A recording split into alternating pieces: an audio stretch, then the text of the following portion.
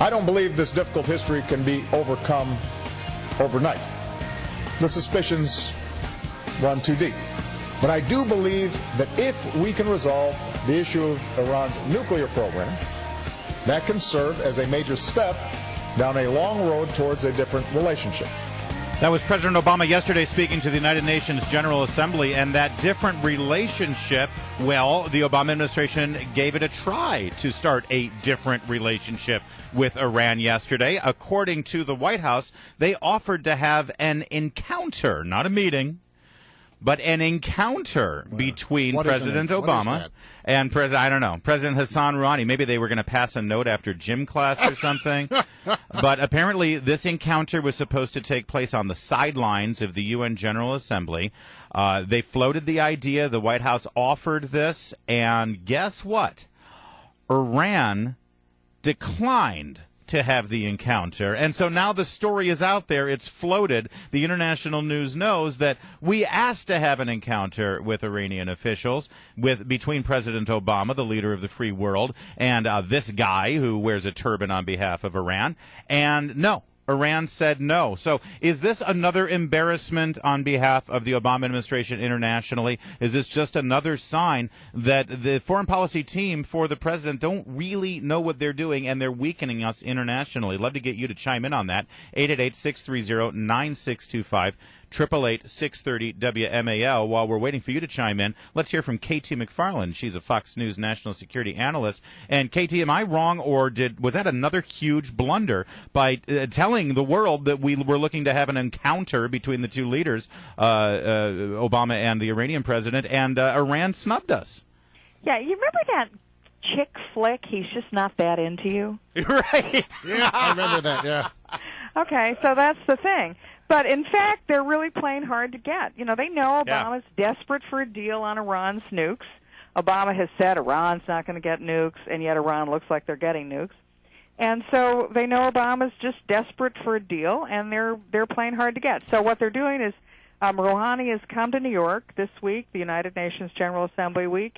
He's met with an American reporter from CNN. I'm meeting with him tomorrow with a group of foreign policy experts.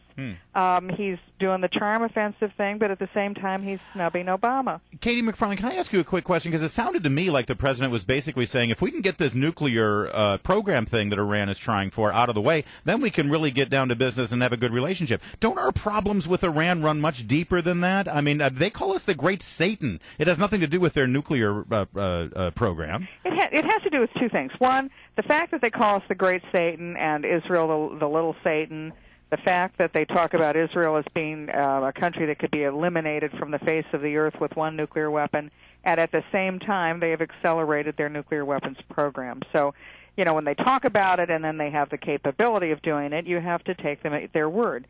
And so what Obama's trying to do is the deal would be we drop the sanctions, which have had a real impact on the Iranian economy. I mean, their inflation is 75%. They have a lot of food shortages. They're really hurting from the sanctions. So we would drop sanctions, and in exchange, they would stop their nuclear program. Now, what they're really doing is playing for time. So if we have that negotiation, you know, they've sort of snubbed us now. I promise you in 2 weeks they'll be back with some new proposal. They're going to play for time until they have nuclear weapons, or they have one turn of the screwdriver away from nuclear weapons, and then the only deal left to Obama will be we drop sanctions, and they pretend to give up their nukes, and we pretend to believe them. All right, but is there an opportunity here at all, given the fact that the president of Iran, look, I know we can't really trust them to a large degree, but he does seem to be making some gestures that indicate a more moderate path for Iran. Shouldn't we be interested in taking advantage of that on some level? Sure, absolutely. But I think they've concluded you win a lot more flies with honey than you do with vinegar. We should put out on the table, look, we are willing to work with you guys, but we are not going to give up our sanctions unless we see some evidence on your part that you're going in that direction. I mean, just the opposite. You know, the Iranians have in the last several months sped up their nuclear program, their centrifuges. They built more centrifuges. So it's hard to think that they're really serious about this if they're going in the other direction. I have long thought that we don't want to have any kind of war with Iran. We don't want to attack Iran. But what we could use is our superior economy and our position in the world economy to really force sanctions on them that make things not just difficult for them, but make it so bad that the Iranian people themselves demand regime change of their leaders. The same way the Russian people in the Soviet, that's how we won the Cold War. The economy got so bad that the Russian people demanded something different.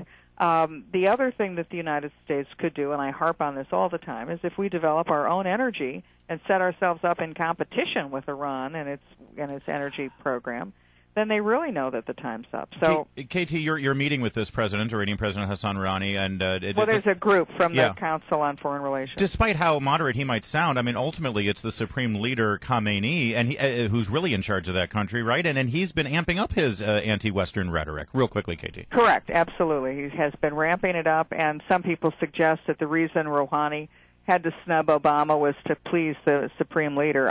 I don't buy any of that. All right, KT McFarland, always good to have you, Fox News national security analyst. Thanks, as always, to have you.